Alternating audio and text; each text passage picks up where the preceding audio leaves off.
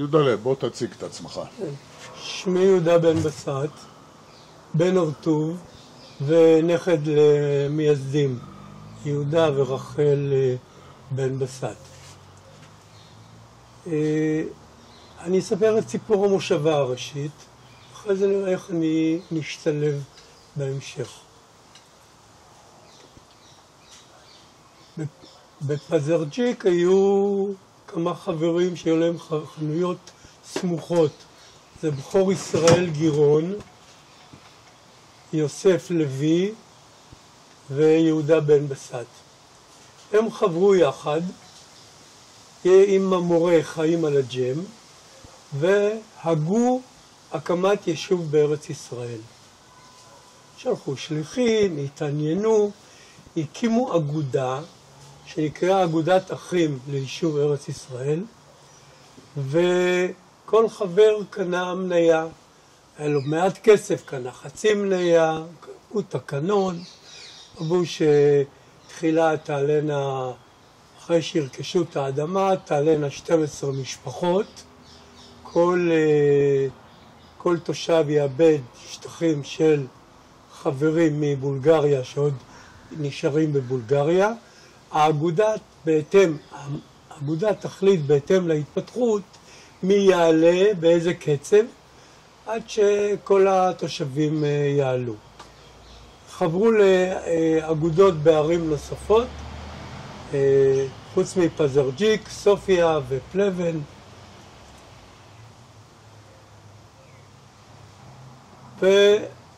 והציעו להם אדמות ליד פתח תקווה, איפה שבית הקברות היום, אדמות של פג'ה.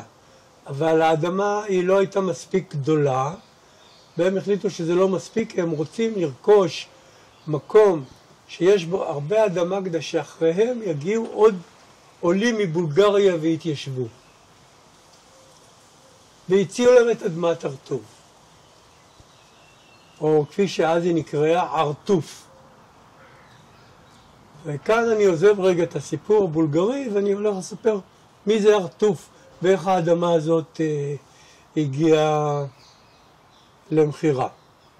היה כפר ערבי קטן בשם ערטוף בתקופה העות'מאנית, והם היו חייבים כסף לשלטונות.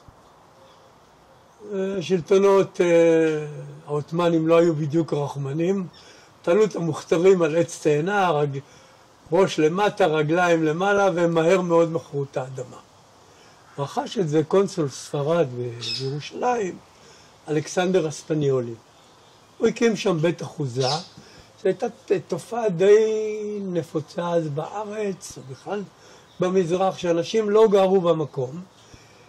כל מיני אריסים איבדו את האדמה, וחלק מהיבול הם היו מקבלים, והשאר היו נותנים לאריס, לבעל האדמה, שהוא ישב ביפו או אפילו בלבנון, ו3 שנים האדמה הייתה ברשותו של אלכסנדר ספניולי.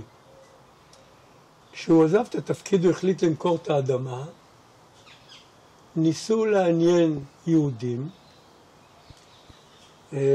פרסמו אפילו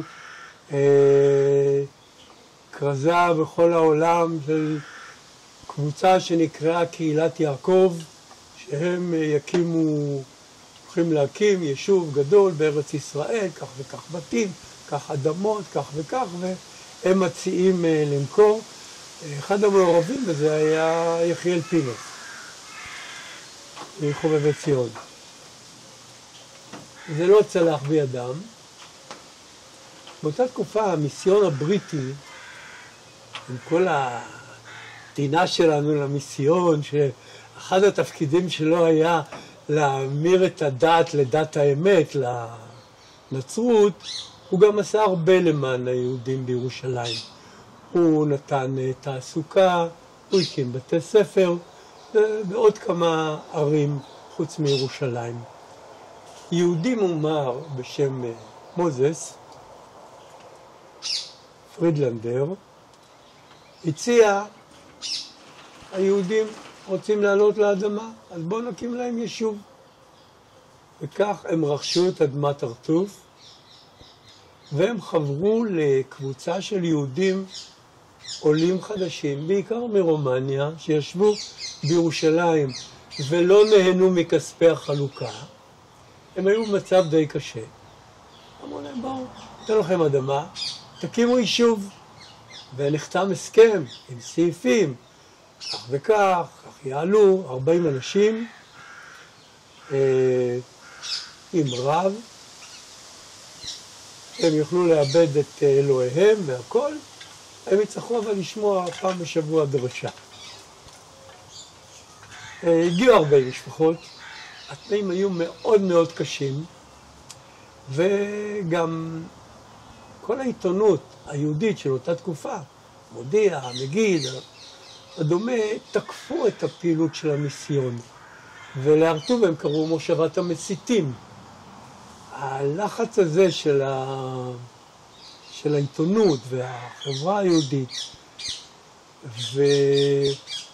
והתנאים המאוד מאוד קשים, הם מאוד הקשו על הקבוצה הזאת. כשמת להם מישהו, הם רצו להביא אותו לקבורה בירושלים, והתעוררה מהומה, הייתה קטטה גדולה, מישהו נפצע מאבן, והסוף היה שהמושבה הזאת התפזרה. היא לא הצליחה לשרוד. כמה זמן הם שרדו? הם היו בערך 12 שנים, אבל הם גרו בצריפים ואוהלים, כאשר המיסיון בנה 2 בתי אבל, אחד בתוך הכפר הערבי ארטוב, והשני, איפה שהיום הייתה המושבה ארטוב, על גבול המושבה ארטוב, על גבול הכפר ארטוב, זה הבית יותר גדול. הכוונה הייתה שהכומר יגור שם, מנהל המושבה יגור שם, אבל לא התושבים. התושבים עזבו, ואז הגיעה ההצעה הזאת של חובבי ציון מבולגריה, אגודת אחים ליישוב ארץ ישראל. והם רכשו את האדמה, קנו למתווכים. בכמה קנו? קנו את זה ב-90,000 פרנק. קרוב ל-5,000 דונם, שנסתבר שזה לא היה בדיוק דונם, זה היה דולם טורקי, שהוא 900 ומשהו מטר מרובע. זאת אומרת, זה היה פחות. רוב האדמה הייתה אדמה סידית, סלעית, בהרים, במעט אדמה בעמק, אדמה טובה יותר, כבדה.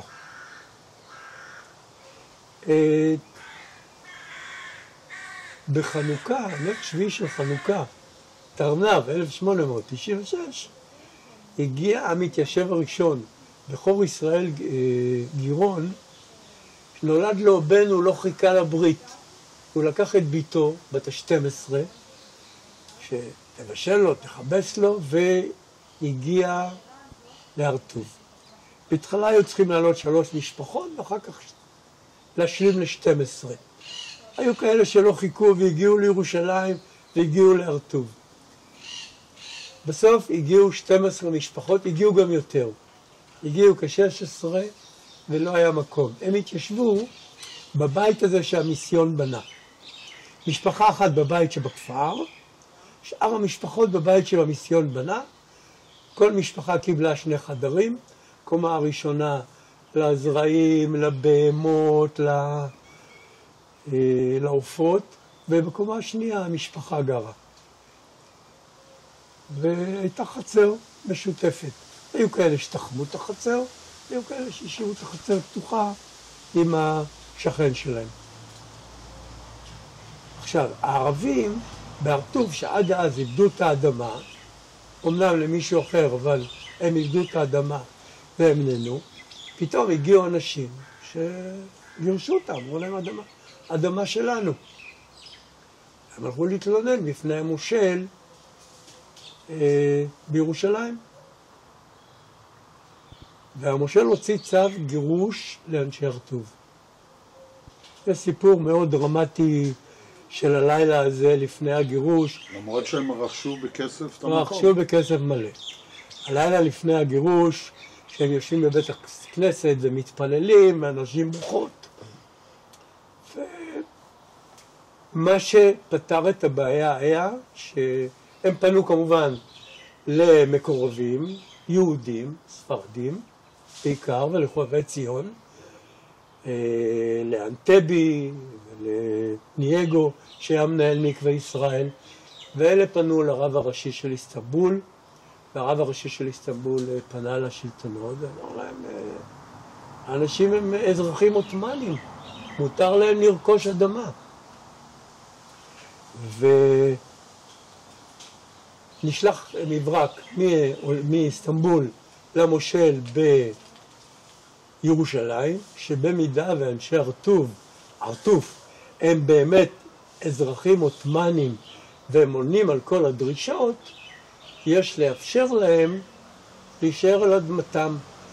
הם נשארו, אחרי שהם שילמו כופר בקשיש 100,000 פרנק. עכשיו, בשנים הראשונות כל משפחה בבולגריה הייתה צריכה לשלוח כסף כדי לפרנס את המשפחות שהיו בארטוב עד שהאדמה תישא פרי ואפשר להתפרנס ממנה. וברגע שנוצר המצב הקשה הזה, אנשים גם הפסיקו לשלוח כסף.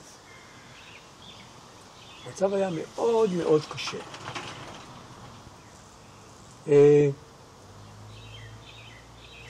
נייגו, שהיה יהודי, ספרדי, שמאוד מאוד התחבר לאנשי ארטוב, הוא היה אנטי ציוני, אבל הוא עזר מאוד למושבות, במיוחד לארטוב. הוא ראה את עצמו ממש כפטרון של ארטוב. הוא פנו לחובבי ציון, ביקשו שיעזרו לארטוב, וזה לא היה פשוט. אבל פה ושם הייתה עזרה קטנה של קצת שכר מורה וקצת חצי משרה לשומר. זה לא היה פשוט, אבל זה לא הספיק. האנשים חיו בתנאים מאוד מאוד קשים. תנאים מאוד מאוד קשים. גם לא היה בית ספר. הילדים הסתובבו בערים. מעין, כן? נער. נבערים. היו מביאים מלמד, שהוא יהיה גם שוחט ובודק, כי לא היה כסף גם לזה, גם לזה. הוא היה נשאר זמן קצר ובורח. התנאים בארטוב היו מאוד מאוד קשים. זה נמשך כך עד 1912. יש סיפור על אבי. אנשי ארטוב, הם לא היו חרדים, אבל הם כולם היו שומרי מסורת. שמרו על השבת, על החגים, התפללו. וסבא ראה שאין לימודי תורה בארטוב לבן שלו, לאברהם. אז הוא שלח אותו לחדר, ללמוד בחדר של תימנים ביפו. אבא למד שם. ב-1912 התאחדות המורים שלחה את המורה הראשון לארטוב. המורה הראשון היה אידלסון, בן יהודה, שהוא למד בשוויץ שיטות חינוך חדשות, וחינוך פעלתני, עמלני. זאת אומרת, הילדים בעצמם היו צריכים ליצור את הכלים שמהם הם למדו. למשל, אם למדו קנה מידה, אז הם יצאו לשדה ומדדו בצעדים והפכו את זה למפה עם קנה מידה. ולימים שמעון רשף פרסם, שם מחקר על זה, פרסם את העבודה הזאת של בן יהודה, שעליו אנחנו נדבר יותר מאוחר, שנות ה-50. אז ארטוב התנדנדה בין 12 ל-16 משפחות. והמצב היה קשה, כפי שאמרתי, ואז הציעו לאנשי ארטוב, תמכרו חלק מהאדמה, ותוכלו להתפתח, כי תוכלו לחלק, אז תוכלו לקחת את האדמה שנשארת, לחלק אותה לתושבים, וכל אחד יתחיל לפתח את האדמה שלו. באותו הזמן בווילנה היה עשיר שקראו לו הברון הבלתי ידוע, הנדיב הבלתי ידוע, והוא ביקש לרכוש אדמות בארץ, הציעו לו את אדמות הרטוב. הוא פנה למישהו מרחובות, וביקש ממנו שילך לבדוק. הוא בדק את האדמה, והוא כתב לו, אנשי הרטוב לחוצים, תלחץ, תוכל לקבל בפחות כסף, תבחר את האדמות שליד הבאר שלמטה, ולא את האדמות שלמעלה, והוא רכש שליש מאדמות הרטוב. הוא רכש שליש מאדמות הרטוב. לא ציינתי ששמו היה יצחק לייב גולדברג, שכינויו היה הנדיב הלא ידוע. הוא באדמה הזאת, על האדמה הזאת הוא הקים חווה חקלאית, נטע סביב המושבה בשטחים שלו יער, בעיקר של עצי אורן, קזוארינות, פלפלון, והוא גם נתן תעסוקה לאנשי הרטוב, שיוכלו לאבד זאת אומרת, כשכירים לאבד את האדמה שם, וזה עזר להם. וזה נמשך עד מאורעות תרפ"ט, 1929. עכשיו, היו כמה בעיות להרטוב, שהרטוב סבלה מהם. אחד, זה היה מים, מחסור במים. עד 1930 הביאו מים על גבי חמורים מהביארה, מבאר, שהייתה על גדות נחל כיסלון. מה עם הבאר בהרטוב? טרם, תכף. אוקיי. הביאו מהבאר הזאת של גדות נחל כיסלון, היום זה בערך הכניסה הצפונית לאזור התעשייה של הרטוב, מול המושב נחם. אז זה עד 1929.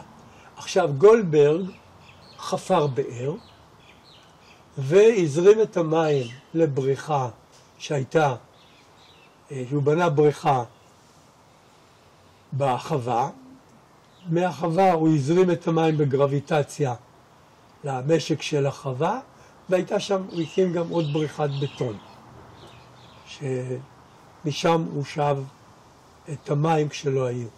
עכשיו, המים האלה הם לא היו בשפע, היו מי תהום עליונים. מתחת לזה הייתה אדמת חרסית שהיא לא אפשרה למים לחלחל. אז בשנות בצורת לא היו מים. באמצע הקיץ בקושי היו זרזיפים, לא היו הרבה מים. אז זה הדבר אחד שאנשי הרטוב סבלו ממנו. הדבר השני היה ההתנכלות של הערבים. אמנם בהתחלה הנושא הלאומני לא כל כך חלחל לכפרים, הוא היה יותר בערים, אז זה היה יותר יחסים של גנבות רגילות. מעלים את עדר הבקר או את הכבשים או העיזים על שדה מרעה.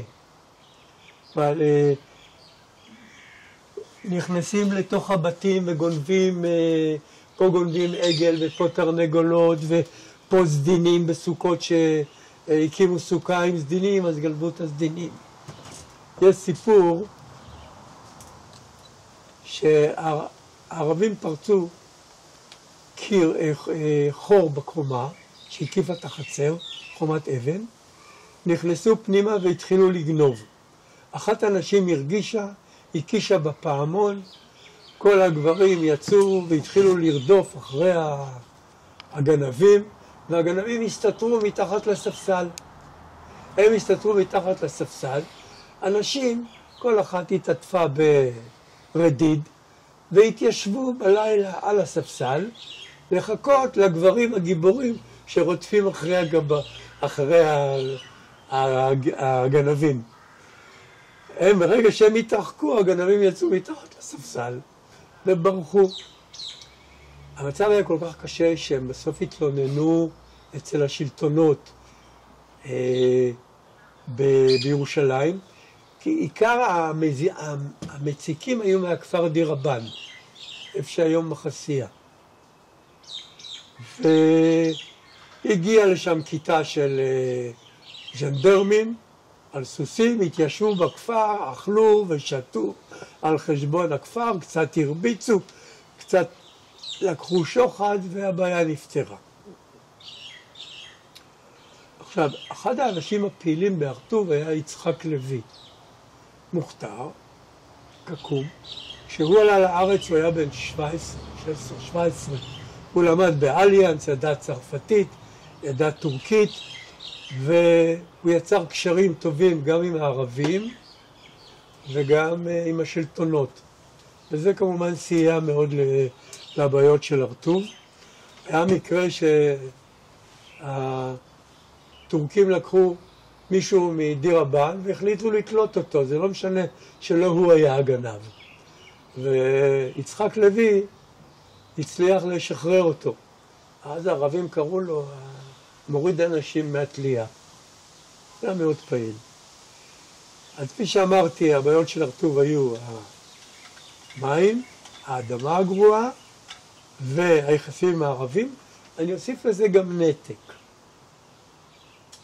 לא היו כבישים, לירושלים הלכו דרך הערים, בדרך שדדו אותם לא פעם. והם היו מנותקים גם מנטלית. הם הצטרפו להתאחדות האיכרים. מה היה להם? זאת מושבת פלחה קטנה, ענייה. אלה מושבות שהתפרנסו מכרמים, כרמי יין, בעזרת הברון, רחובות, ראשון, נס ציונה ואחרות, ואחר כך הפרדסים. אז גם לא היה. עכשיו, גם המנטליות. אלה ספרדים, אלה אשכנזים, אלה דיברו יידיש, אלה דיברו טורקית ולדינו. זאת אומרת, הנתק היה מכל הצדדים. הצליחו לקבל אחת לשנה תלמיד אחד למקווה ישראל. אז בני הר-טוב התחילו ללכת וללמוד שם. זה סיפור, סיפר לי אחד התושבים שכשהוא היה קטן, שלחו אותו ללמוד במקווה, ואז בערב ההורים אמרו לו, לך תיפרד מאנשי המושבה, כי כולם היו כמו משפחה אחת. אז הוא בא, כל אחד אמר לו, תהיה בריא, תצליח, תהיה בריא, תצליח. הוא אומר שהסבתא שלי חיבקה אותו, ואמרה לו, תלך, תצליח, תלמוד, ותחזור להר-טוב. הוא זכר את זה. אז אלה היו, כפי שאמרתי, הלימודים התחילו ב-1912.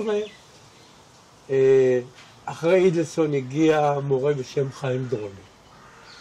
חיים דרומי לימד בעברית, ידע עברית, הוא היה עולה מבולגריה. אחד העולים הראשונים מבולגריה שהגיעו ארצה. ומאחר הוא ידע עברית טוב, אז הוא גם הפך להיות מזכיר המושבה. אני קצת מדלג, קפצתי על זמנים. בתחילה ניהל את המושבה חיים אלג'ם. הוא מונה על ידי האגודה לנהל. ב-1901 אמרו להם, אתם לא יכולים כך לנהל את הכפר, אתם צריכים לבחור ועד, שהוועד ינהל. אז היו גם סכסוכים, חיים אלג'ם הזה, והוא פוטר. גם לא הייתה לו אדמה בהר-טוב, והקימו ועד. בוועד הראשון היה סבי יהודה בן בסט, היה בכור ישראל גירון, היה ניסים כהן, ומאז מצאתי כל מיני מכתבים שהסבא כותב על המצב הקשה בהר-טוב. ואחד המכתבים הוא מאוד נחמד, שהוא כותב, אתם בכלל שמעתם פעם את הר-טוב, אתם ידעתם את המצב הקשה שלנו, ידעתם שכל מה שאכלנו זה היה זרעי בר שאספנו בהרים? לא התלוננו, לא שמענו. רק הפעם אנחנו כותבים, ואנחנו כותבים בגלל מורים, ולא בגלל מיעוט או מורים, אלא בגלל ריבוי מורים. ואז הוא מספר כל הסיפור של המורים שהגיעו והלכו, המלמדים הגיעו והלכו עד שהגיע המורה. וזה הוא כותב תודה. זה נחמד. עכשיו, אז אנשי הר-טוב ככה חיים עד 1929 עם החווה. כמה תושבים יש עכשיו? זה בין 90 ל-120, לפי השנים. אפשר לראות אחר כך בספר שכתבתי, יש את לפי שנים כמה תושבים היו.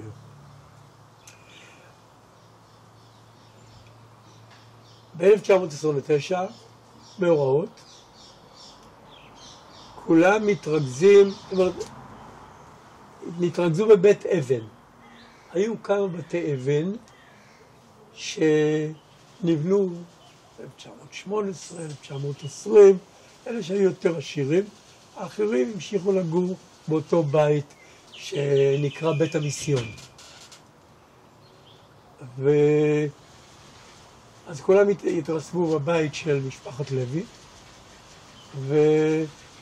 והגנו על עצמם בעזרת 5 רובי ציד, רובי גרינר קראו לזה, ובאו הערבים מהכפר, הר-טוב, שהם היו מאוד מקורבים לאנשי הר-טוב, כי תחילת אמנם הם התלנו, בהתחלה אנשי הר-טוב היה צו גירוש, אבל אחר כך נוצר מצב שלהם יש כלי עבודה, יש ידע בחקלאות, ולאנשי הר-טוב יש את האדמה, אין ידע ואין...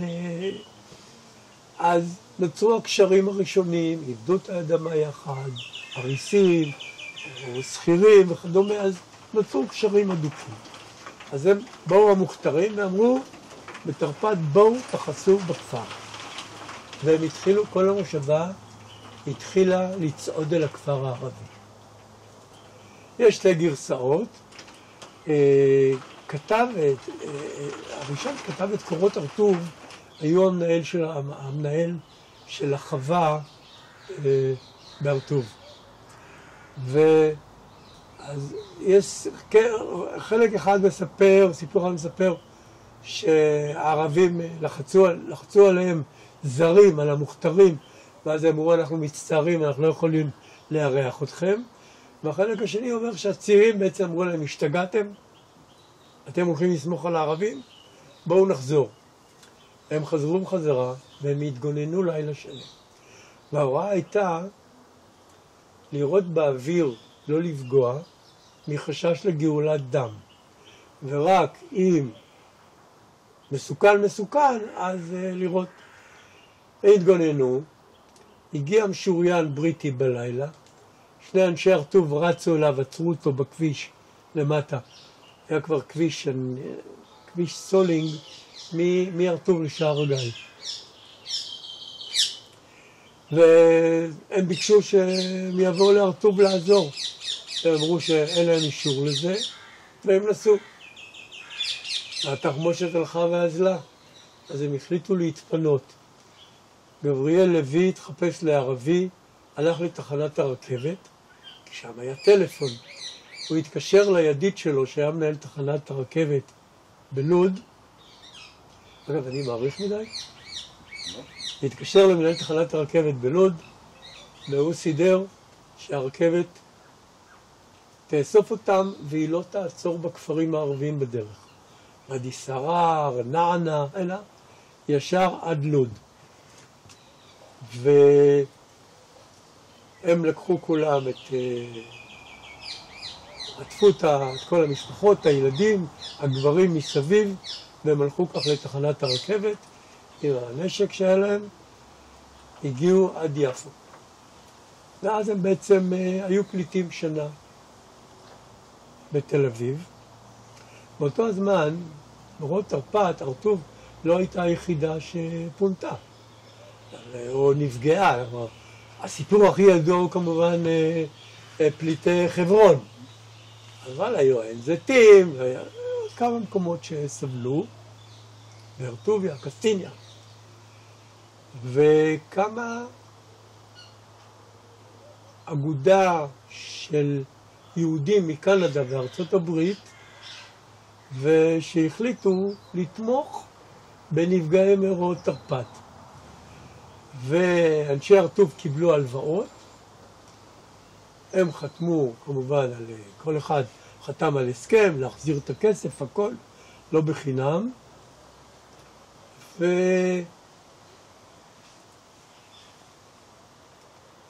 סליחה. שנייה.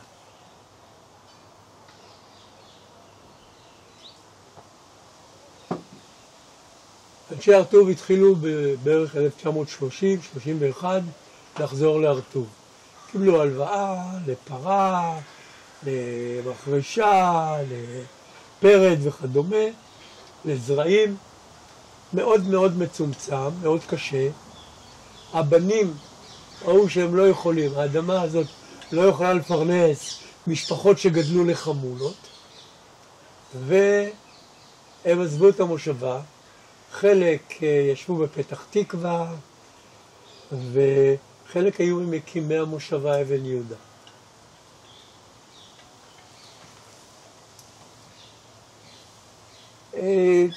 הר טוב המשיכה לדשדש. ניסו, קיבלו הלוואה, והחליטו לקדוח באר למים עמוקים. החליטו לקדוח באר למים עמוקים על גדות נחל סורק, ואנשי הר טוב הביאו מומחה ארמני שהיה מומחה לקדיחת בארות. אבל אלה החליטו בסוכנות שהכסף יימסר לחופר יהודי. לקחו חופר יהודי מפתח תקווה שלא מבין בזה, והוא שלח את הבן שלו. כל שבוע שני המקדח היה נתקע. הוא היה לוקח את המקדח, נוסע לפתח תקווה, עולה איפה לתקל, ועד שהוא חוזר, וזה שוב היה נתקע. ואנשי הר טוב התלוננו שהוא קודח עקום, עד שאחרי כמה מאות מטרים שלא מצאו מים, והמקדח נתקע, הוחלט להפסיק את הקידוח. יש מכתב מעניין שנשלח לנציב העליון בחתימת אנשי הר טוב, ועד הר טוב, ראש כנסיית דיר אפאת, כנסיית מנזר דיר אפאת והמנזר בית ג'ימל, המוכתר של הר טוב והמוכתר של שרה, כולם חתומים על זה שמבקשים מהנציב העליון להמשיך את החפירה. הנציב העליון עונה להם, מצטערים, אין שם אפשרות, אנחנו מעדיפים להעביר את זה למקום ששם יש יותר סיכויים למצוא מים. ואז חשבו על אפשרות שאולי לעשות נחל סורק די זרם, אמנם שלולית בקיץ, שיטפונות בחורף, קראו לזה על ואדי סרר, להקים מאגרים, ושבמאגרים האלה אפשר יהיה לשקוט את הר טוב, האדמות של הר טוב, וגם של כפר אוריה. אבל כשעשו בדיקות הסתבר שקו שבר גיאולוגי עובר שם. מה שלא, באבן ספיר לא ידעו יותר מאוחר. שם הם ידעו בשנות ה-30, והוחלט שאין מה לעשות, אנשי הר טוב חזרו ב-1930, החווה לא שיקמה את עצמה. אז אנשי הר טוב איבדו את האדמה, בהתחלה לחווה, ואחרי זה סחרו את האדמה, ועל הבאר של גולדברג, שהוא רכשו משאבה, והזרימו מים לבריכה קטנה, שנבנתה בחלק הגבוה של המושבה. ומשם בגרביטציה לבתים, היה צינור של 2 צול שהוביל מהבאר למטה עד הזהו. עכשיו, מים לא היו הרבה, היו מי שתייה וכביסה, וכמו שאמרתי בקיץ, גם זה לא. חפרו עוד באר ולפעמים שאבו מבאר אחת והעבירו לבאר עם המשאבה ומשם. משפחת לוי חפרה לה באר נוספת, לבד. זאת אומרת, חיפשו פתרונות, זה לא היה פשוט. ב-1945, אותו אידלסון, היה מורה בהר טוב, היה מנהל מחלקת החינוך בתל אביב, הוא המליץ להקים בית ספר, מוסד לילדים בתל אביב. והם חקרו, רכשו את אדמת מהקרן קיימת, כי גולדברג הוריש את האדמה שלו לקרן קיימת עם תנאים מסוימים, שאחר כך נדבר עליהם.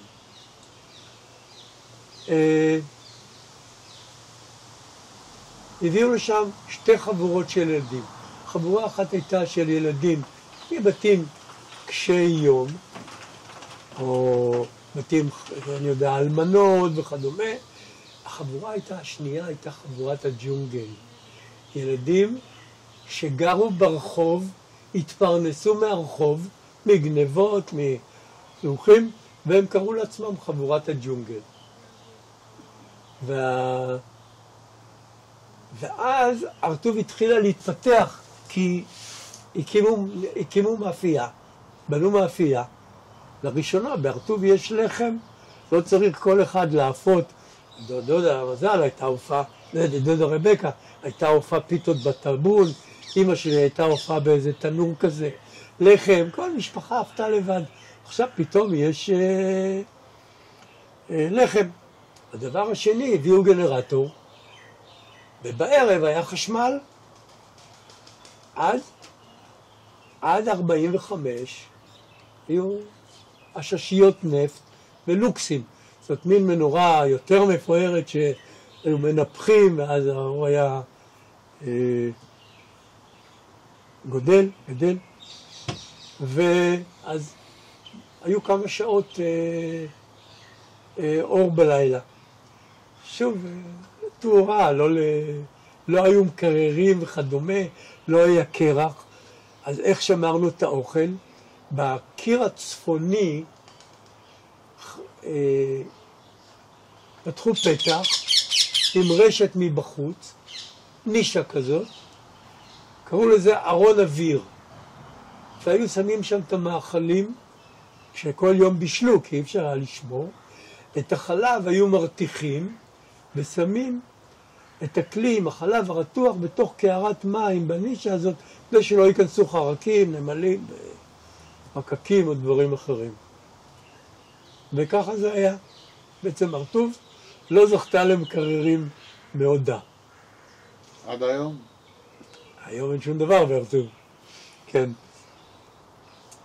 אבל זה התחיל להתפתח, הצעירים רכשו מכונת קולנוע, פעם בשבוע הקרינו סרט, באמצע זה היה מין מנוע ויסקונסין כזה עם מנוע בנזין, שבדרך פתאום היה כבה, ולא היו מצליחים להתניע אותו, על חלק מהאנשים היו הולכים, אחרים היו נשארים, הסובלנים, בסוף היו מצליחים להתניע, וכמובן עם התרגום בנפרד, שאתה מסובב ביד, ואז צועקים, קדימה, קדימה, זה כבר היה, או רצת קדימה מדי, אחורה, כך זה היה.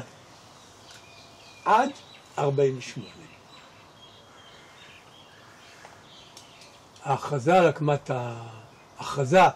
על הקמת מדינה באומות המאוחדות, כבר למחרת, אתה מתחיל לראות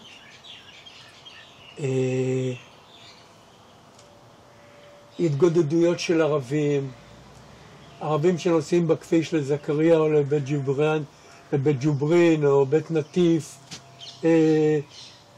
צועקים לנו, מאיימים עלינו בשחיטה, כל מיני דברים כאלה. יום אחד הערבים עוד היו מופיעים בארטוב לעבוד, למחרת כולם היו נעלמים. ככה זה נמשך. בהתחלה אנשי ארטוב שמרו לבד, היה להם את הנשק של הנוטרים, הייתה תחנת נוטרים בארטוב, אז היו רובים אנגלים וברן, והיה הנשק שלה אגב מההגנה, הנשק הלא חוקי, היו רובי מאוזר גרמנים, מרגמה אחת 52 מילימטר, אז קראו לזה 2 אינץ', כמה פגזים, ועם זה שמרו. אחר כך התחילו לשלוח לאט לאט מתנדבים מירושלים. בהתחלה במונית, היו באים לשבועיים, אחרי זה באוטובוס. בדצמבר, טנדר של נוטרים ליווה אוטובוס, ובאוטובוס הייתה כיתת מתנדבים לארטוב, עם 3 בנות, שהבנות הסתירו בחלקים מוצנעים בגופם, רימון, אקדח, מחסנית וכדומה. זה היה הנשק.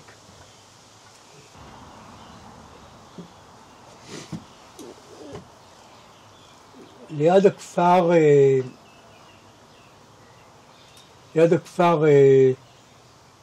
היום זה אשתאול, אז היה כפר אישואה, הם הקימו מחסום. הבריטים מנעו בהתחלה מהמשוריין בשער הגיא, מנעו מהטנדר של הנוטרים להצטרף ולהגן. אסור לכם לנסוע עם שיירה. הם טענו, אנחנו לא עם שיירה, אנחנו נוסעים לביקורת נוטרים בהרטוב.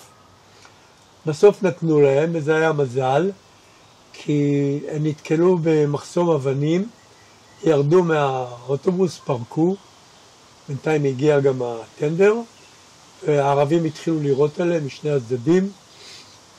אחד ניסה לרוץ ברגל לשער הגיא להזיק עזרה והוא נרצח על ידי הערבים. עוד 2-3 נהרגו. ובסוף הצליחו איכשהו להדוף את הערבים, ואחרי צהריים, שעות מאוחרות יותר, הגיעה תגבורת של נוטרים והמשטרה הבריטית, וחילצו את אלה שנשארו ואת שלוש הגוויות. היו גם כמה פצועים. היה מקרה נוסף לפני זה, שאוטובוס הותקף, והטנדר של הנוטרים בהרטוב, בן דודי נהג בו, שמואל, שאחר כך הוא נהרג בהרטוב, לא יותר מאוחר, הוא נסע לעזור לאוטובוס הזה. האוטובוס חילץ עצמו לבד, הגיע לשער הגיא, והם חזרו. עכשיו, בן דודי האיץ את הרכב כדי להימנע להתעסק עם הערבים בישוע. בסיבוב, בישוע היה סיבוב, היה פיתול חד בכביש, הם התהפכו. אותם הערבים ששעה לפני זה תקפו את האוטובוס, עזרו להעמיד את הטנדר על הגלגלים ושלחו אותם לשלום. בן דודי נהרג כמה ימים מאוחר יותר, זה כבר היה בינואר 48. היו חילופי יריות, הכיתה יצאה, קראו לזה אז פלם, פטרול מקומי. זה היה מושג בהגנה ביישובים האלה, והוא נפגע מכדור טועה. ביקשו ממגן דוד לבוא מירושלים, הם סירבו בלי ליווי בריטי. הבריטים סירבו לתת ליווי ובן דודי נפטר. מי שליווה אותו החליט לקחת, אי אפשר היה להגיע לבית הקברות. בית הקברות מחוץ למושבה, הערבים יראו עלינו. אז שומר מבית החרושת למלט התנדב להסיע את בן דודי, את הגופה, לירושלים. והגופה הזאת, הוא הסיע את זה בטנדר, היה מין אוטו סגור כזה, מין ואן כזה, סגור של בית החרושת, ישר לבית החרושת, והוא נשאר שם, והנוטר הזה, אחד משניים שהיו בהרטוב, היה קצת משיגנר. הוא הגיע מצ'כיה, התחתן עם אישה שהייתה פליטה באוניית מעפילים שהגלו אותם למאוריציוס וזה. בכל אופן הוא התחתן איתם, נולדו להם בן ובת, והוא קיבל מאנשי הרטוב האדמה, והוא ביקש הלוואה מהסוכנות כדי להתיישב בהרטוב. בינתיים הוא היה שומר בבית החרושת. אז הוא לקח את גופה של בן דודי, הביא אותה לירושלים, ולא ידענו עליה שום דבר. אני אספר על זה מאוחר יותר, איך גילינו את הקבר. במרץ 48 המצב היה הרבה יותר קשה. הגיעו כבר 2 מחלקות של חיש שישבו בירושלים, אחת מחולון ואחת מתל אביב, שגייסו אותם לזמן קצר מירושלים, ואחרי זה בגלל המצב לא שחררו אותם, והם הגיעו להרטוב. הם היו מאוד ממורמרים. המחלקה של תל אביב פתחה בשביתת רעב. הם עשו הכל, הם שמרו, הם ביצרו, הם הכל, אבל הם פתחו בשביתת רעב. ואז הוחלט להחליף את מפקד הרטוב, שזה האיש ההגנה מבחוץ, כן? ושלחו בשיירה מישהו אחר. את השיירה הזאת ליווה ממקף בשם מתי אפלפלד, לימים האלוף מתי פלד ממוצא. והם נתקלו שוב באותם פורעים ערבים, בעיקר מבית מחסיר, בית מאיר היום, היה כפר גדול, די מעורב בהתקפות על השיירות לירושלים, ונהרגו 11 לוחמים. מבקשים עזרה, אנשי הרטוב מנסים לצאת, מנסים לארגן איזה רכב, לצאת לעזור, ונהרגו 11 לוחמים. אני כילד, אין לך מה לעשות, אתה מסתובב בין הלוחמים, ואני שומע את התשדורות האלחוט, שהאלחוטן אומר, 1 נהרג, 2 נהרגו, 3 פצועים, זורקים לנו רימונים פנימה, אני מתאבד. וזהו, בשקט. ומצאו 11 גופות, ביניהם 1 מרחובות. לימים אני חקרתי את רחובות וזה, פרסמתי כל מיני ספרים, אז אחד מהם גם עסק בקטע הזה, בחיים הזה. והרטוב נותרת במצור, אין מזון, לחם יש. היו המון שקי קמח שנשארו. הערבים היו מוכרים לנו כל שבוע עגל, עגלה, פרה, היו שוחטים, ושיהיה בשר ללוחמים. אני הייתי הולך, מחכה, מקבל את הטלפיים, ואם הייתה עושה מזה רגל קרושה. בן כמה אתה היית? אני בן 11 ורבע. יליד ינואר 37. וזה מה שאכלנו. ולפעמים הם מכרו לנו מוצרים ששדדו מהשיירות לירושלים. אני עוד זוכר, הביאו לנו מרגרינה, והיה לזה טעם של ספירט, כי כנראה בסיפור נשפך שם ספירט על זה. וכדומה, קיבלנו כנראה, קופסאות כאלה של גבינה צהובה גדולות. איך אומרים, ליקטנו מפה ושם. הרבה לא היה. הייתה כיתה אחת של יהודים דתיים. זאת הייתה בעיה, מה הם יאכלו? היו מנסים להצניח לנו. אז זה היה נזרק בשדה, חלק מתפזר. דודתי שלחה לנו נעליים, אז נעל אחת הגיעה, השנייה לא מצאנו. חלק מהדברים הערבים גנבו. שלחו תחמושת, אז היא נפגעה. זה לא היה פשוט. במרץ 48 ניסו לכבוש את המושבה.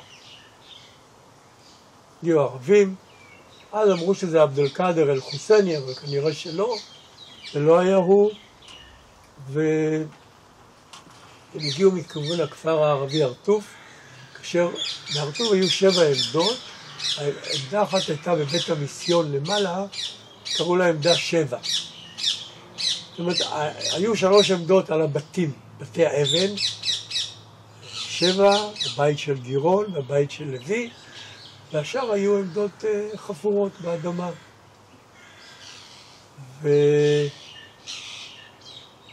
וניסו להגיע, מפקד העמדה לא כל כך השתלט על הקרב, אז בן המושבה קיבל את הפיקוד, הוא עם יושקו לוי, יחד עם משה בחר, בן הרטוב גם.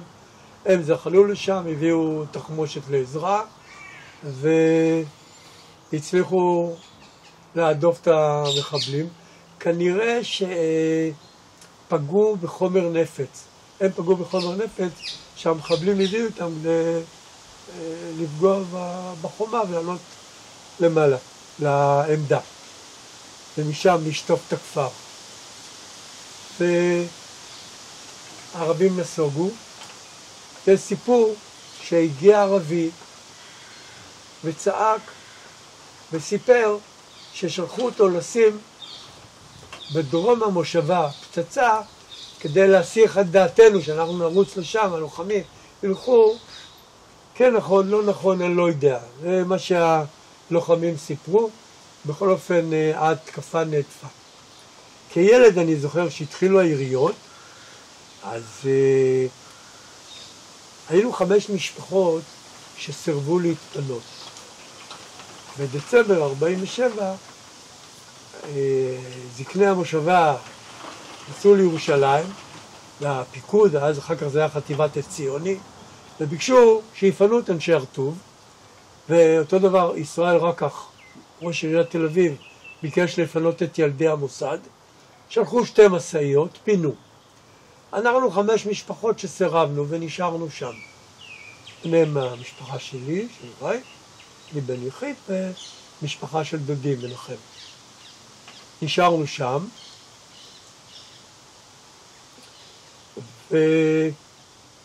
ועד שכפר עציון נפל. כשכפר עציון, קודם כל על הפינוי אמרתי, שנשארנו שם. כשכפר עציון נפל, לפני זה היו דיונים במטה הכללי, בהשתתפות בן גוריון. כשאתה קורא את היומנים של בן גוריון, את התכתובות האמיתיות מאותה תקופה, לא המפוברקות כמו היום, אז הייתה הצעה לפנות יישובים. והוחלט שלא, כי זה יכול להיות כמו קלפים, כמו מגדל קלפים. לפנו יישוב אחד, יתחילו האחרים. אבל אחרי שכפר עציון, גוש עציון נפל, והטבח שהיה בכפר עציון, הוחלט לפנות את הרטוב, עטרות ונווה יעקב, ואת הפלוגה בסדום, ואת הערבה. ואת הערבה והפלוגה בסדום. והטילו את זה על ציוני, אמרו להם תפנו את הרטוב. יש מברק שציוני אומר, אמנם אנחנו שייכים, הרטוב שייכת לנו, אבל אין לנו קשר אליהם, אנחנו מנותקי מגע, אנחנו מציעים להטיל את זה על גבעתי. מעניין ששם נתקלתי לראשונה בשם גבעתי, שזה היה הכינוי של אבידן, שמעון אבידן, מפקד גבעתי, מפקד החטיבה הראשון.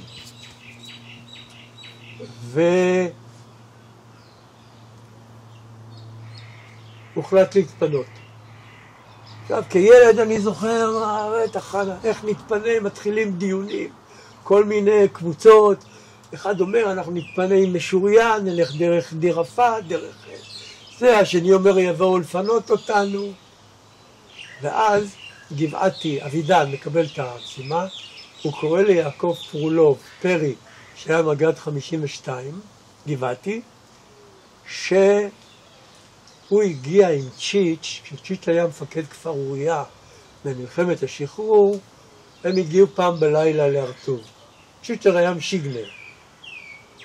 והגיע להרטוב, ואנשי הרטוב אמרו לו, אתה השתגעת?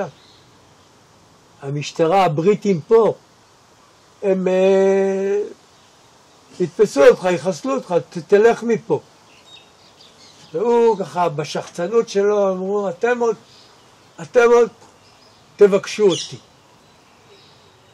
עכשיו, צ'יץ' היה מפקד כפר אוריה, כפי שאמרתי, ואחר כך הוא התמנה למפקד בית ספר למ"כים בשדה עקרון, תל נוף, של גבעתי, ופרולוב מונה למפקד כפר אוריה. צ'יץ' בא אליו, אמר לו, קיבלתי את המשימה לפנות את אנשי הרטוב, בוא נלך. הם מגיעים בלילה להרטוב, לפנות בוקר. כבר אי אפשר להתפנות באותו לילה. והוא מאושר, הוא שמח, הוא בא לקחת לוחמים עם נשק לגבעתי. אבל הוא מוצא נשים, ילדים, פצוע, תינוקות, חולה. ואני לא לוקח אתכם. תתמסרו לידי הליגיון. הליגיון הערבי ישב כבר במרץ 48, הוא קיבל את משטרת הרטוב, היה לנו שיג ושיח עם הקצין, מפקד הלגיון שם, שהוא הציע לאנשי הרטוב לשלוח את ההגנה ולחסות בצל הלגיון. כמובן שלא קיבלו את זה, אבל היה הסכם איתו שאנחנו לא נפריע לערבים לקצור והם לא יפריעו לנו. לא הגענו לזה כמובן. אז אומרים לו, אנחנו לא מתפנים ללגיון. אז הוא אומר, טוב, אז לצלב האדום. אומרים לו, או שכולם הולכים יחד וכולם נשארים יחד. אנחנו לא מקבלים את ההצעות שלך. ואז הוחלט שמתפנים ברגל לכפר אוריה עם כולם. היו 2 תינוקות, אחד מהם בן המושבה, היה 2 או משהו, 3. מכל הסיפור הוא רק זוכר שלוקחים אותו על הגב והוא ראה איזה קיר שיוצאים. והתינוק הזה, הבן של הנותר שלקח את בן דודי, שאשתו בהיריון, עם ילדה בת 5, עם התינוק הזה, והיא גם לא מכירה את אנשי הרטוב, היא נטע זר, אומללה.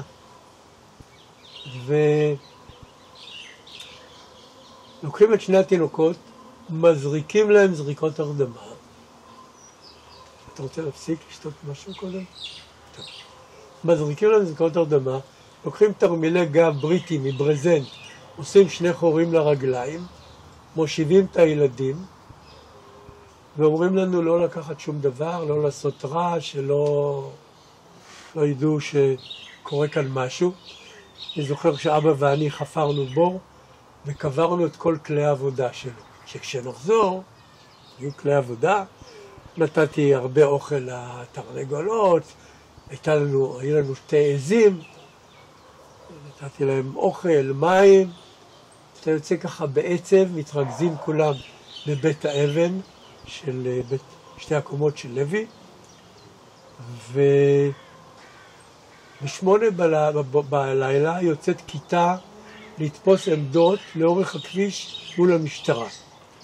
ב10 בלילה כולנו יוצאים, ונשארת כיתה לעשות רעש, להפעיל את הרמזורים, את הפרוז'קטורים וזה, כדי שלא ידעו וגם אם ייתקל, שיהיה לאן לחזור. ואנחנו הולכים, מגיעים לכביש, נשכבים, אלומת אור של הפרוז'קטור, של המשטרה מהירה, חוזרת, נשמע קול, כולם קמים, מהר עוברים את הכביש, שוב האלומה, שוב נשכבים, נצמדים, משתדלים. כמה שאפשר צמוד, האלומה נעצרת, אתה לרגע חושש, גילו אותנו, היא ממשיכה, קמים, אנחנו חוצים את רכס צורעה, ובדרך יורים עלינו מעל יד בחיר בת איסמלה, ליד דירפת, אבל זה ירי לא, כמה כדורים, לא אפקטיבי, לא פוגע. בבוקר השכם אנחנו מגיעים לכפר אוריה עם אור ראשון, יש שם 2 אוטובוסים מרוחים בבוץ להסוואה, וצ'יק צ'ק מעלים אותנו ומביאים אותנו לרחובות למחנה רמה. אני עוד זוכר כת חלב כזה גדול, קר, יוצקים לנו חלב קר, מגיעה איזו אישה, לוקחת אותי ביד ואני הולך בלי להיפרד מההורים, בלי כלום, ואני שבועיים אצל משפחת שוורץ, ברחובות, רחוב יעקב פינת הרצל. אז ההתקפות מהאוויר של המצרים. איפה ההורים? ההורים, אני לא יודע, זה משפחה אחרת. אני לא זוכר את ההורים. לימים פגשתי את הבן שלהם, שכתבתי על הרטוב, אז הלכתי לראיין, כתבתי על רחובות, הלכתי לראיין בקיבוץ זיקים, כאחת ההכשרות שישבו ברחובות ומפה הקימו יישובים. אז פגשתי אותו. הוא אומר, אני זוכר את אמא שחייתה בה כל יום, הייתה מתקנת לנו גרביים, בגדים תופרת וזה. אני לא זוכר את זה. אני זוכר רק שהיינו הולכים להביא קרח, אני זוכר את האזעקות. שבועיים אחרי שעזבנו, הבית היה בית מועצה של רחובות, בחצר לידינו נהרס לגמרי, והבית שגרתי בו נפגע. ואז אנחנו עברנו לתל אביב. עברנו לתל אביב, העבירו אותנו למלון בלפוריה. עכשיו, בהרטוב לא נעלנו דלתות, מי ידע מה זה לנעול דלת? כל הרכוש שלנו היה בארנק של אבא, 23 לירות סטרלינג, מנדטוריות. בלילה נכנסו גנבים, לקחו את הארנק מהכיס של המכנסיים, הוציאו את הכסף, זרקו בפרוזדור את הארנק, בבוקר את הכסף לא היה, אבל מצאנו את טבעת את הנישואים של אבא בכיס הקטן, שאת זה הם לא ראו. אז אין ברירה, צריך לחפש פרנסה. אבא אומר, בתקופות שהיה שקט חקלאי, לא הייתה עבודה, היינו יוצאים לעבוד בחוץ. הוא עבד ברפתות בנחלת יצחק, הוא עבד בפרדסים בשרון, הוא עבד כמנהל עבודה במחלקת עבודות ציבוריות בסלילת כביש הצפון. אז אנחנו היינו נודדים לחיפה, לבנימינה, וזה בעקבות אבא. עכשיו, כסף לאוטובוס לא היה לנו, הלכנו ברגל לנחלת יצחק. הגיע אופנוע מאחור, דרס את אבא, במקום פרנסה, בית חולים, גבס. ואז אבא, אחרי זה עם הגבס, עם הכל, הוא מצא עבודה באפוטרופוס לנכסי נפקדים.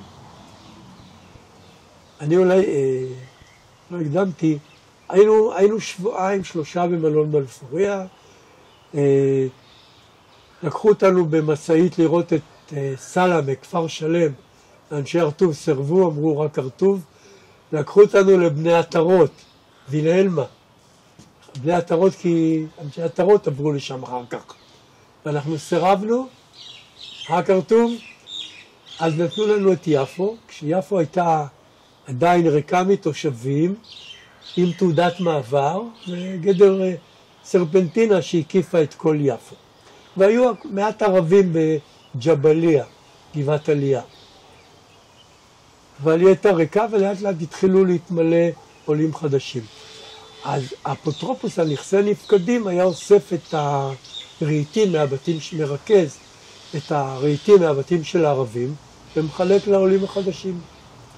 וכך גם אנחנו, במקום ללכת לקחת וילה שלמה, נתנו לנו חדר, לקחנו חדר, מהבית, חדר אחד, וחדר אחד שהיה בו ברז, הוא היה מטבח ל3-4 משפחות, מטבח משותף, כל אחד בשלל הפתיליה בפינה, שירותי בול פגיעה אחד לכולם, וככה חיינו, חדר אחד.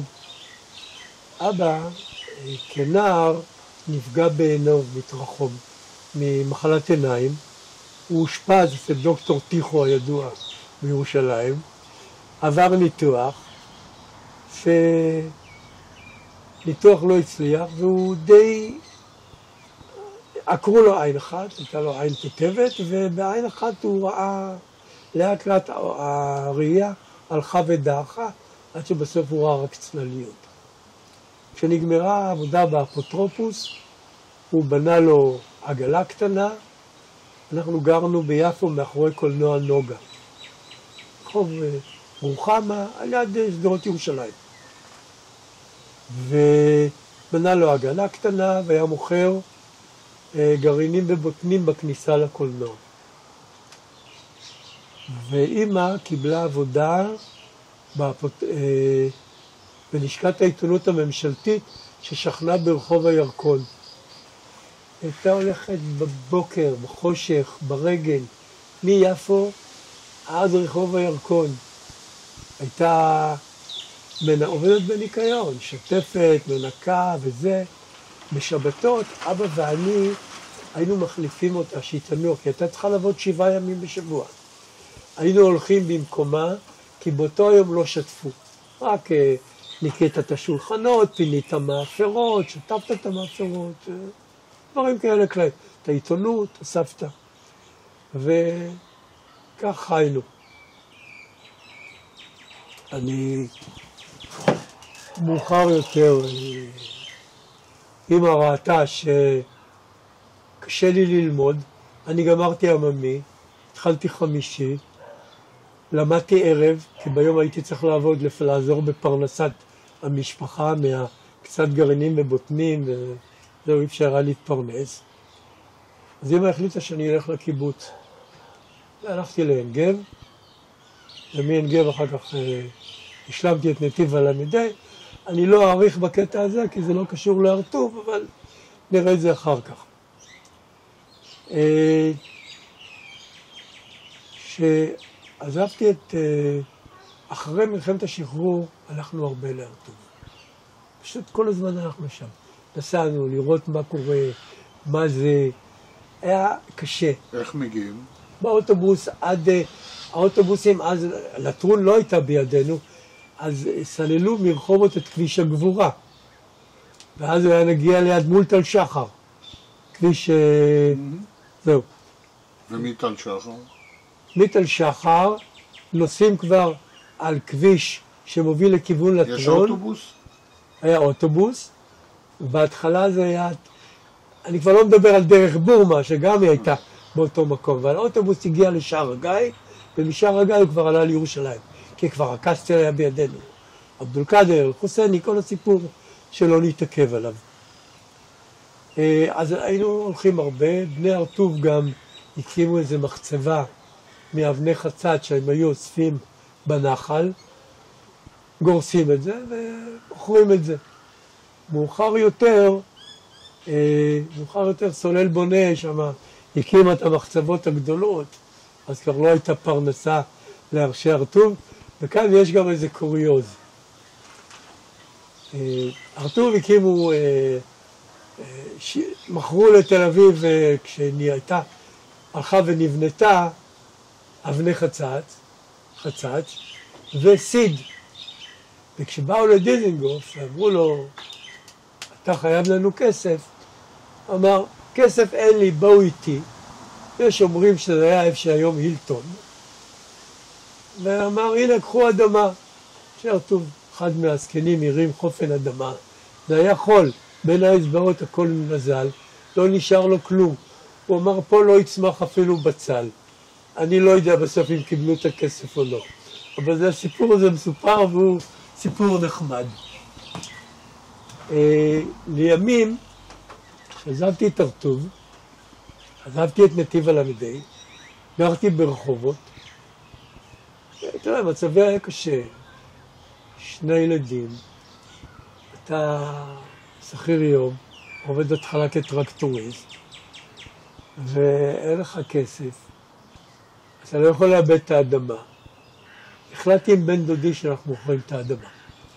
מה עוד שהיה לי חלום כל הזמן לחזור להר טוב, אבל עוף ירושלים הקים בריכת אגירה ממש למטה ליד כביש 38. והבריכה הייתה מלאה דם, ריח ויתושים והכל. לא יכולת גם לחזור להר טוב אם רצית. חלק מהאדמות גם הלאימו לנו להקמת שיכון למורים, להקמת דרכים, להקמת מדרכות, כלום, נדה, סתם. אז אמרתי לבן דודי שטיפל בזה, תמכור גם את שלי. ונקפה לי ליבי ואני מתקשר אליו ואני אומר לו, עצור, אל תמכור. והוא אומר, היום מכרתי. נקראתי. אבל אז החלטתי להעלות את סיפורה של הר טוב על המפה. עד אז היו מעט מאוד פרסומים על הר טוב. הראשון שסיפר את תולדות הר טוב היה המורה חיים דרומי, שפרסם בהמשכים בעיתון של הספרדים בארץ, הד המזרח, ב-1948, הר טוב מושבה נשכחת בהרי יהודה. מושבה בודדה.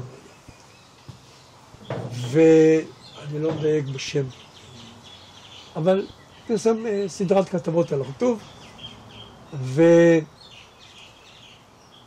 ואחר כך יוסי בן ארצי, פרופסור יוסי בן ארצי לימים, באוניברסיטת חיפה,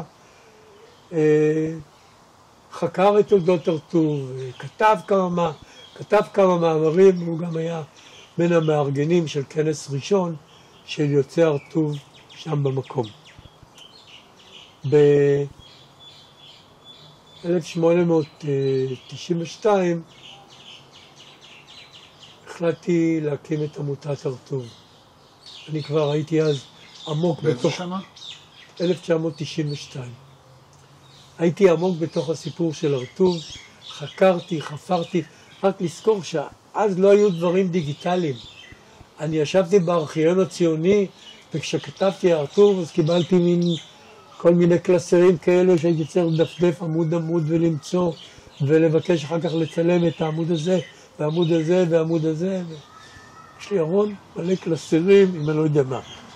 אתה מגיע לבית אריאלה, אתה מבקש את עד המזרח, אז זה לא כמו היום דיגיטלי, אתה נכנס, אתה מיד מקבל הכל.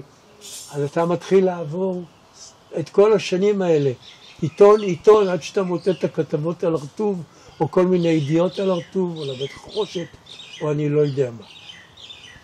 עד מתי, עד איזה שנה היה יישוב פעיל?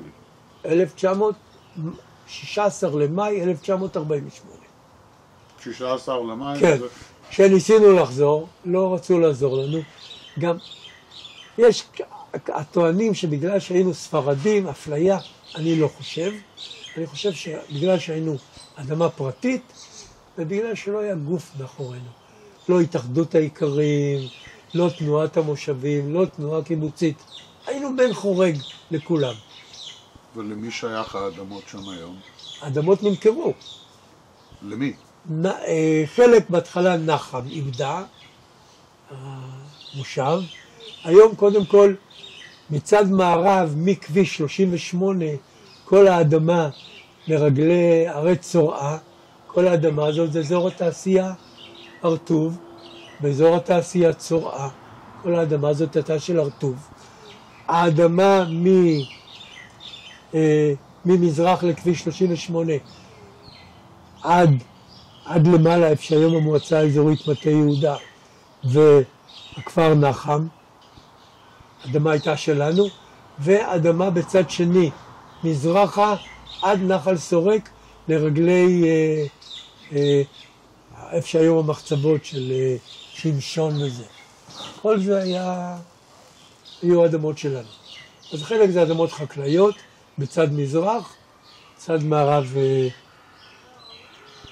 אמרתי, במזרח לכביש יש שם היום קרמים, יש שם מישהו בן נחם, איתן חברוני, שמאוד היה, קירבתי אותו לנושא של הרטוב, הוא היה מאוד מאורב, הוא הקים את יקב הרטוב, הוא נטע שם קרמים וזהו.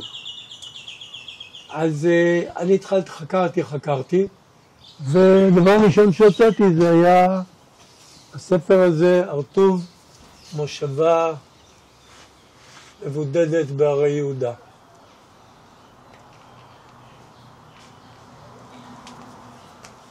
לימים, הבן שלי, אני, אולי לפני הבן, אני אחר כך התקדמתי, הייתי מנהל תחנת טרקטורים, אחר כך הגעתי לתדירה, אני התחלתי כפועל פשוט, מנהל מחלקה, מנהל ייצור, מנהל משאבי אנוש.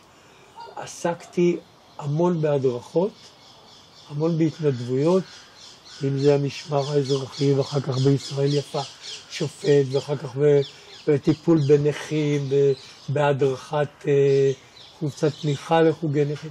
כל הזמן עסקתי באזור, ובין השאר הקמתי את האגודה הזאת, עמותה של יוצאי הרטוב, הייתי לבד, היה שם שלומי בן ארצי מאבן יהודה, רפאל בן ארויה, שהוא בן הרטוב, מאבן יהודה, גיטה לוי ויושקו לוי מאודים, שיושקו בן הרטוב וגיטה נישאה לו, והיא הייתה מאוד מחוברת להרטוב, דוקטור שלמה לב עמי ממשפחת לוי, ויהודה בן בסט, בן דודי. להבדיל, לי קראו יהודה לוי, הוא היה יהודה הגדול. אז הקמנו עמותה, התחלתי, עשינו כנסים בהר-טוב, קיבלנו כתובות, טלפונים, מיילים. זאת אומרת, עשיתם כנסים שם? כן. מה יש שם היום? תכף. בהתחלה לא היה כלום.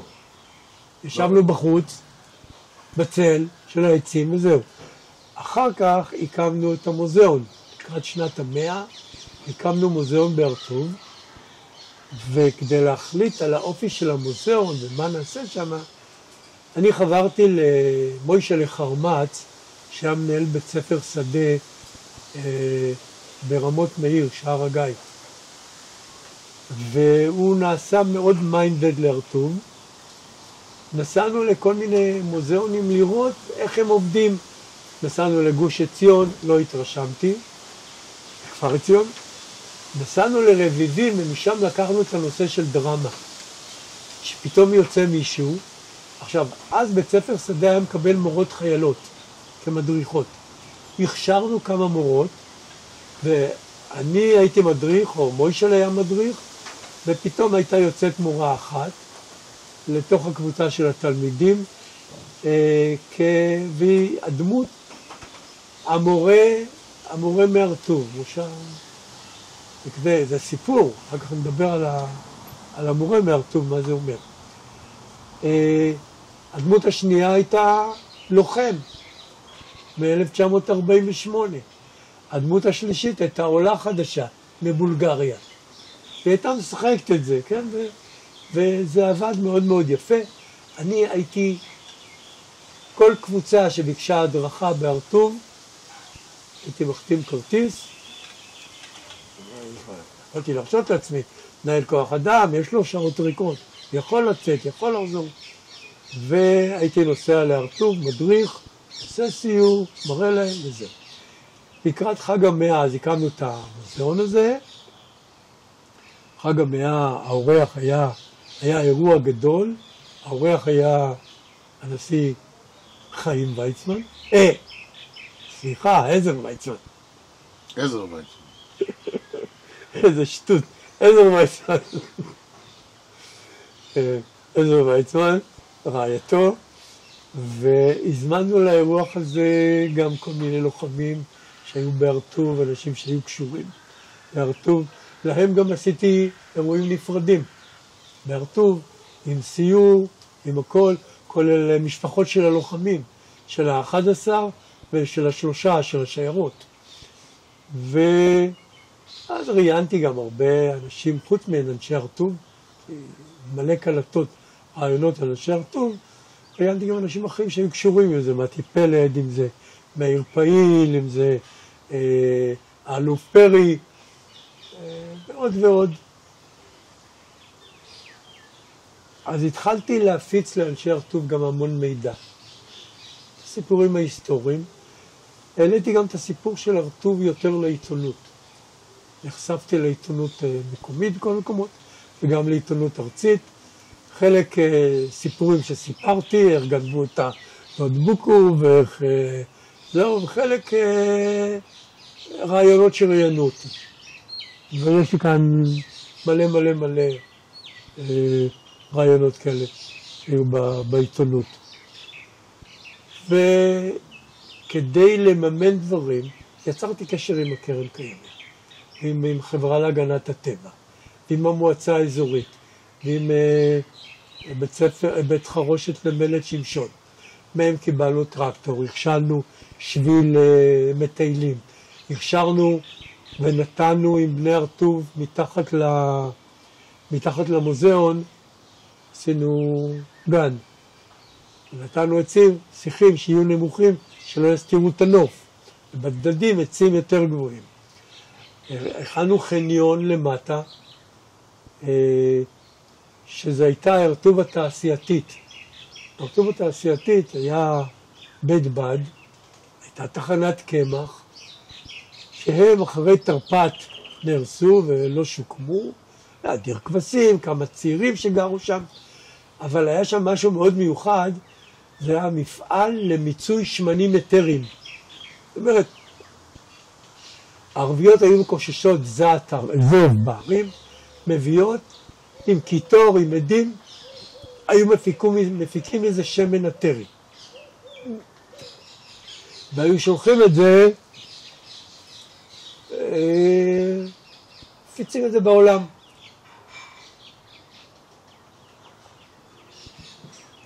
כשלא הספיק הזעתר שבאזור הרטוב, היו מביאים ברכבת מהאזור של טול כרם וקלקיליה. זה היה שייך למשפחת לוי, שהם אחר כך גם הקימו בלבנון בית חרושת למיצוי. המיצוי הזה עבד עד מלחמת השחרור. יש לי עדיין בקבוק של שמן כזה, והחלטתי בחג ה100 לתת לנשיא ויצמן בקבוק הזה. לקחתי בקבוק יפה, מיליתי, וכששפכתי נשפך לי על היד, וזה בער לי, כל הלילה בערו לי הידיים, לא משנה מה. אז הכנסתי את הבקבוק לתוך קופסת מיונז ריקה של תלמה, צהובה כזאת עם מכסה אדום. ואני נותן למנחה, ואני אומר לו שאנחנו, לפני שאתה נותן לנשיא את הבקבוק, תפתח את זה, נותן לו את הבקבוק היפה, לא את ה... הוא אומר לי כן, ולעיני המצלמות, הוידאו, הכל, הוא נותן לו את קופסת התלמה. אחר כך אני אומר לו, מה אתה עשית? הוא אומר, יש לי בעיה ביד, אני לא יכול לפתוח. אחר כך הכנתי תעודות הוקרה לכל, לכל משפחה שהשתתפה במלחמה, כולל צילום של אות הקוממיות שקיבלנו, ותעודה שעשינו לכל משפחה שהיא הייתה ממקימי המושבה.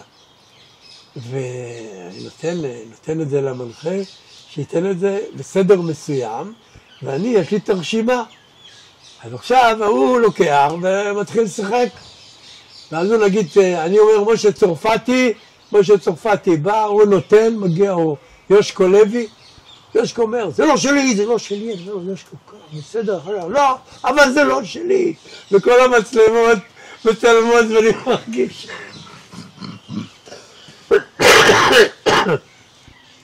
הכנו גם סרט על הרטוב. ואתה יודע, במקומות כאלה תמיד יש רגישויות שאתה אחר כך לא יודע איך לצאת. אז שלמה לב עמי, שהיה משפחה שלו הייתה אצ"לניקית צרופה, והוא היה תקופה מסוימת, אפילו זמן קצר מפקד האצ"ל, בגין בא, הוא נתן לו את התפקיד, והוא רצה לשאת דברים. ומי שניהל את העסק זה היה מנהל ההסברה.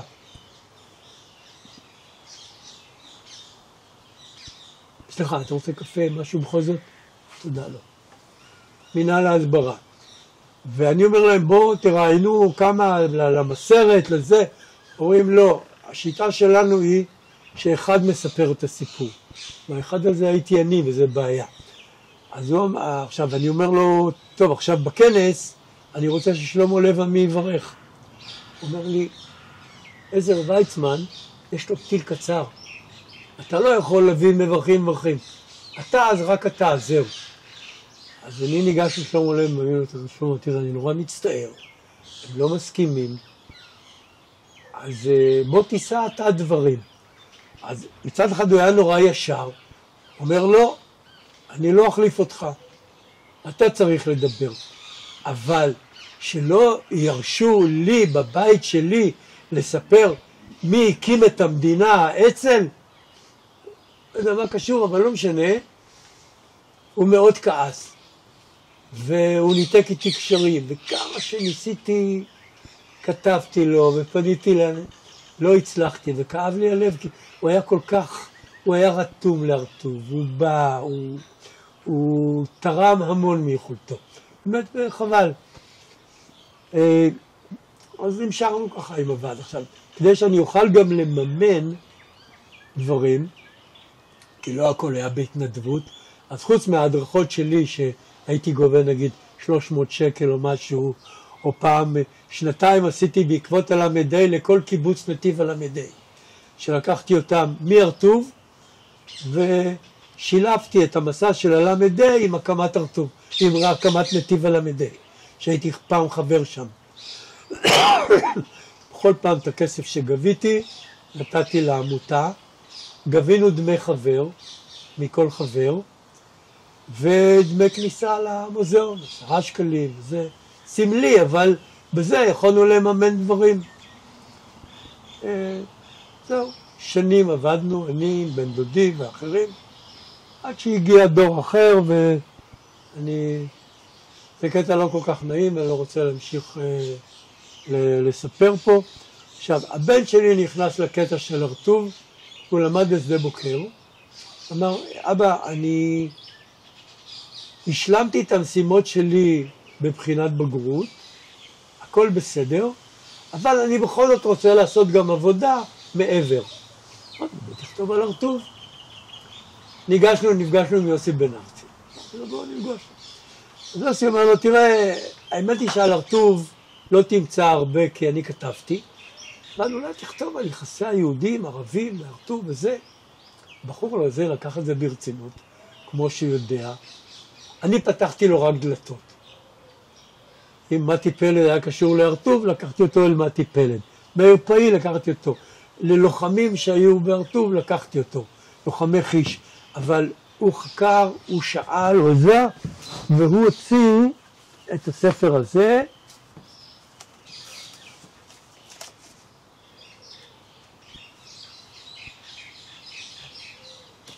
שקיבל 3 פרסים. של ארגון חברי ההגנה, של התאחדות יוצאי ספרד ושל משרד החינוך. והוא המשיך לחקור את הרטוב, הוא נכנס לזה, המשיך לחקור את הרטוב. עכשיו, הבן שלי הוא פרופסור באוניברסיטת חיפה, שהוא מתמחה בתקופה העות'מאנית. עוד כשהוא היה חייל, הוא למד במכון גתה גרמנית ולמד טורקית, והוא קורא טורקית בכתב הערבי. הרי עד אטאטורק הם כתבו בכתב ערבי ואחר כך בלטינית. והוא מסתובב הרבה באיסטנבול, באנקרה, בחוקר, מוצא דברים, ואחד הדברים הנחמדים שהוא מצא הרבה דברים על הרטוב, כולל את המכתב שאומר שאם אנשי הרטוב הם נתינים עות'מאנים, לשחרר אותם. אחד המסמכים שהוא מצא, ועשו שני, איך קראו לזה? לא משאל. סקר, סקרו את כל התושבים, שמות, היה סקר ממשלתי בכל היישובים בארץ, ומהרטוב הוא מצא את כל השמות של אנשי הרטוב, כולל הסבא שלי, תנאים, גובה, צבע העיניים, על הסבא שלי כתוב שהוא שפוי, זה חשוב, נכון? מישהו אחר כתוב שהוא אלמן, אלמנה, שמות ההורים שלהם, גם שמות הילדים, שם האישה, ההורים שלה וכדומה. ככה אני גיליתי רק שמות הסבא רבא וסבתא רבתא משני הצדדים של אבא שלי. אז הוא כל פעם הוא מוצא עוד דברים וזה, הוא נחמד, הוא מוצא גם דברים בצד השני של המשפחה שלא קשור לגמרי להרטוב. הרטוב, בגלל הסגירות שלה, רוב הנישואים היו בין בני הרטוב. כך שלמעשה, חוץ ממשפחת כהן, לכל משפחה יש בחרים לוי ולווים, גירון וגירונים, בן בסד וזה, כולם מחוברים האחד בשני, ורק לאט לאט התחילו לצאת החוצה. הגיעו נשים מבולגריה, כמו אשתו של דודי מנחם, שהיה בן הבכור של הרטוב, דודה רבקה, היא הגיעה, ואימא שלי הייתה אחת משתי האשכנזיות הראשונות שהגיעו להרטוב, 1935. זה לא היה פשוט, ילדים היו מציקים לי, אשכנזי ביך ביך, חתורה סופיל תביך, וכל מיני שטויות כאלה. אז אמא הייתה אשכנזיה הראשונה, בהרטוב. אמא ילידת אוקראינה. הם יצאו ב-1905, הגיעו לארץ, הייתה מגפה, סבתא ראתה מתים ברחוב ביפו, החליטה שזה לא בשבילה, והם הסתלקו מיד מהארץ והתתקעו בטורקיה, עד 1935. וסבתא, הם השתכנו באדנה, וסבתא הייתה עוזרת למעפילים יבשתיים. היו באים שבוע, שבועיים, יומיים, מחכים למבריח, היא הייתה דואגת להם לאוכל, לסמיכות, למזרונים, עד שיום אחד באו הטורקים, אמרו לה, גברת בלנקמן, בשיירה הבאה, כל המשפחה שלך איתם. סבתא לא הפסיקה, היא רק העבירה את הפעילות לבית הכנסת, אבל היא המשיכה. אז לימים הבן מתקשר אליי מאנקרה ואומר, תגיד, איך קראו לסבא? אני אומר לו, נפתלי. אומר, מלחמת העולם הראשונה, הנה מסמך, סבא מבקש אזרחות עות'מאנית. הסתבר, הם היו רוסים, מלחמת רוסיה-טורקיה, סבא פחד שיגרשו אותו, כי כתוב שם, כן, סוחר, 10 נפשות, כל הזהו. וביקש אזרחות עות'מאנית. לא מצאתי את המסמך שהם קיבלו או לא קיבלו, אבל את המסמך הזה הוא מצא. וכל פעם הוא מביא לי עוד דברים על הרטוב, שהוא מתרגם, זהו, מאוד נחמד. אז הוא ממשיך. לימים החלטתי לחפש את הילד, אחיקם, הבן של הנותר עם התרמיל גב. לא סיפרתי שבאמצע, כשהיינו ליד משטרת הרטוב, לא רחוק, כמה מאות מטרים משם, החיכוך של הברזנט הכאיב לילד והוא התחיל לבכות. וניתנה הוראה להשתיק אותו, צ'יץ'. וכשראיינו את צ'יץ' הוא התכוון לזה. התכוונתי שעדיף אחד שימות מאשר 120 אנשים. מול המשטרה של הליגיון. והחלטתי שאני מחפש את הילד הזה. מתן שלי חוקר פרטי, אמרתי, תחפש לי, אחי קם, כל מיני, שאבא שלו קוראים לו שמואל, זה. קיצור הוא מצא, עם כתובת, כתבתי לו מכתב, אמרתי לו, אני לא יודע אם זה אתה, אם זה לא אתה, סליחה, אם זה אתה אני יכול לספר לך עליך, על אבא שלך, על זה. בקיצור, הוא עונה לי, מתקשר מיד, הוא אומר, מזל, אני עזבתי את המקום הזה, ועברתי ליישוב אחר, והיה לי הסכם עם הדואר 30 יום שמעבירים את הדואר. זה היה ביום ה-30 קיבלתי את המכתב שלך. הוא לא ידע מזה. אבא שלו רק אמר לו, הייתה בעיה, הוא לא סיפר לו. והוא היה המום שסיפרתי לו את כל הדברים. עכשיו, לימים שאלתי את בן דודי, אח של שמואל שנהרג בהרטוב, תגיד, מה עם הקבר של שמואל? הוא אומר, פנינו למשרד הביטחון, הם אמרו שהירדנים סללו כביש בהר הזיתים, אין מה לעשות. אמרתי לו, אתה מקבל את זה? אתה מרשה לי? התחלתי לכתוב לכל העולם ולאחותו. למשרד הביטחון, נפגשתי עם מחלקת נעדרים, ומחלקת זה. שום דבר אין, לא מוצאים. ואז התקשרתי ליוסי בן ארצי, אמרתי לו, אתה היית במחלקת נעדרים בצה"ל. הוא אומר, אני לא מכיר את זה.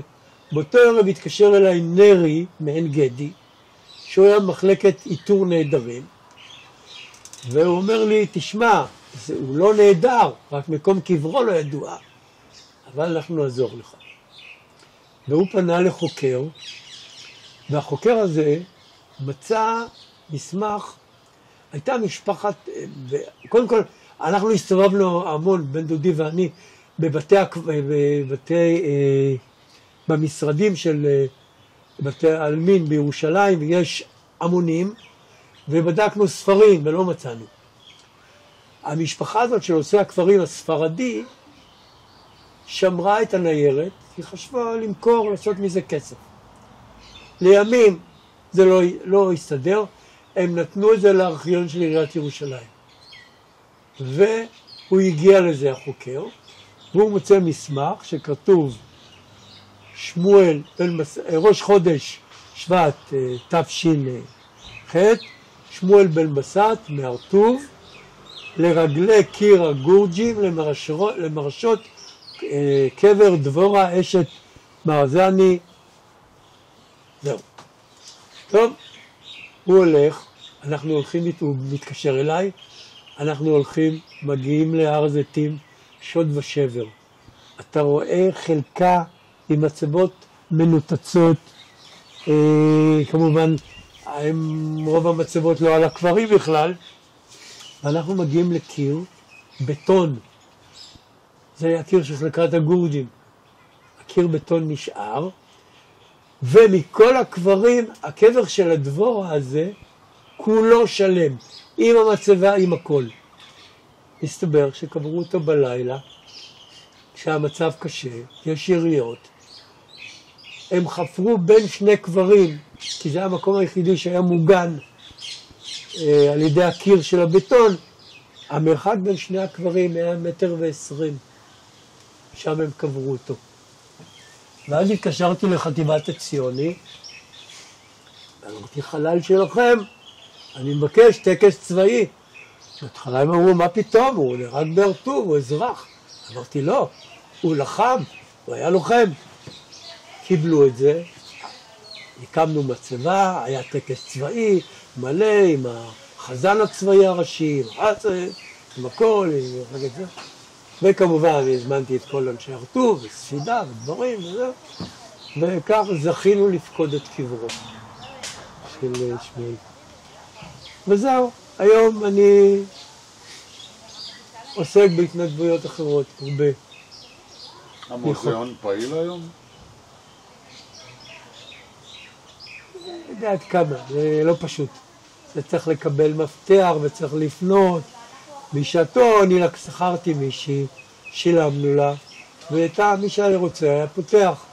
ואני הפסקתי להדריך שם, בגלל איזה נתק עם אסתר קשה, אני לא רוצה להרחיב על זה.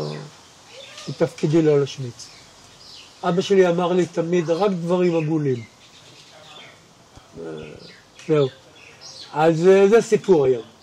אחר כך יעל קינן הייתה יושבת ראש העמותה, אסתר הייתה פעילה, יוסי לוי היה פעיל, אז גם איתן חברוני, שצירפתי אותו לוועד בצורה רשמית, הוא נבחר על ידי האספה.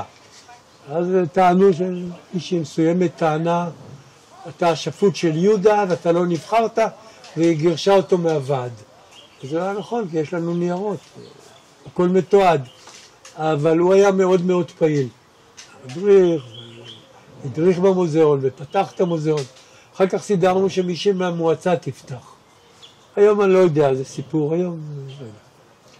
יוסי גם בסוף הסתבך איתם והוא הפסיק גם... הוא בהתחלה היה חבר ועד, בהתחלה הוא התפטר מהוועד ואחר כך הוא הפסיק גם מגמר טוב. הוא עוסק בדבר הרבה יותר מעניין אותו. הוא נכד למשפחת אריה. הוא חוקר את תולדות משפחת אריה, והוא מצא חומר, כתוב בלדינו, מעל 1,000 עמודים, עם תולדות המשפחה הזאת. והוא מפענח את זה, והוא עובד על זה שנים. וזה משהו מרשים ונהדר, אבל לא הרטוב. אמא שלו, משפחת אריה. כן.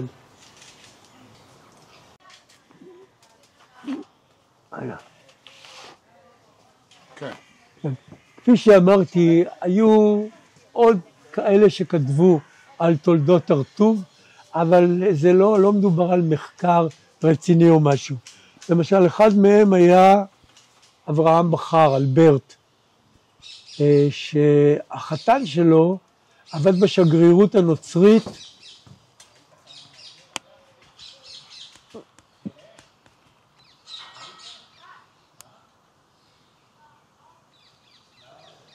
החתן שלו עבד בשגרירות הנוצרית בירושלים. הם היו מוכנים לתרום 100,000 שקל למוזיאון, בתנאי שנקרא את המוזיאון. אתה יכול להניח. עכשיו, הוא כתב, הוא כתב בכמה ספרים, זה פורסם בעברית, בשוודית. אחר היה רפאל בן ארויה, שהוא היה מאוד מאוד פעיל בחקר הרטוב, היה הולך לבתי אבות, מספר על הרטוב והכל, והוא כתב גם את תולדות, אבל כפי שאמרתי, זה הכל יותר סיפורים ממקור אישי ולא מחקרים וכדומה. וכפי שאמרתי, כל העיתונות שלי, שלא נראה את זה כעת. תודה רבה. בכיף.